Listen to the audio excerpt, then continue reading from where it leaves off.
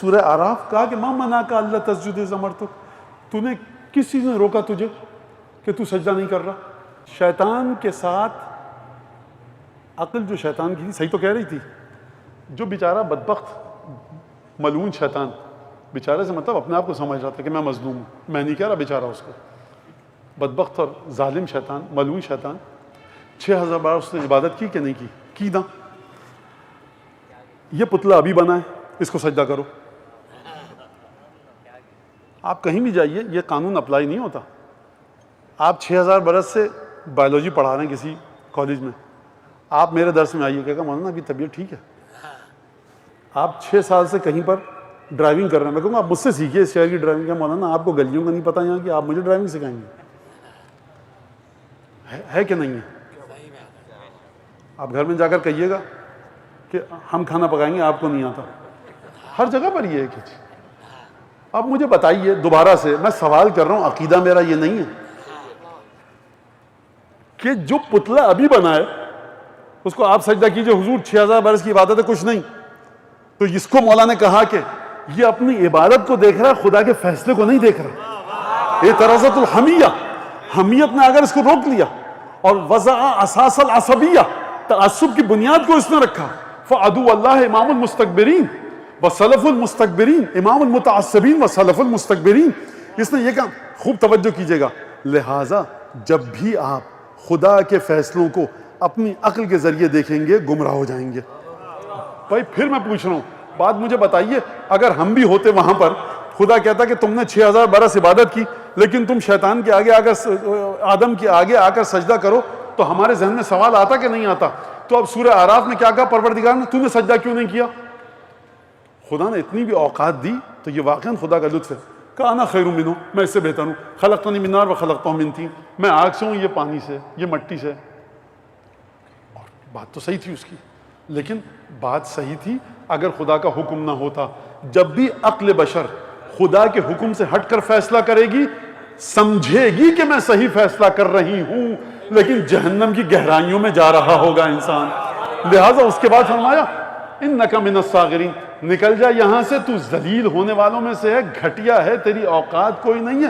فاخرج منہا مذءوما مدحورا، نکل جا ہماری جنت سے، فاہبط، اور اتر جا یہاں سے، اب تجھے کبھی یہاں پر داخلہ نہیں ملے گا۔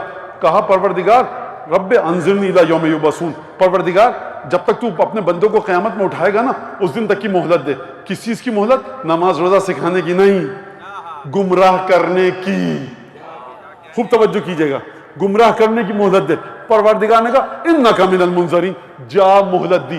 کہا کیا مہلت دی نا؟ پروردگار دیکھ، لاقعدن، کل کی گفتگو اب یہ آیت وہی آ رہی ہے، لاقعدن لہم صراطک المستقیم، تیرے بندوں کی خاطر صراط مستقیم پر بیٹھوں گا۔ ثم لآتینہم من بین ایدیہم ومن خلفہم وعن شمائلہم وعن ایمانہم، سامنے سے، پیچھے سے، دائیں سے، بائیں سے آؤں گا۔ لأغوینہم اجمعین، سب کو بہکاؤں گا۔ اور پروردگار ولا تجد اکثرہم شاکرین، پروردگار تو ان میں سے اکثر کو شکر کرنے والا نہیں پائے گا۔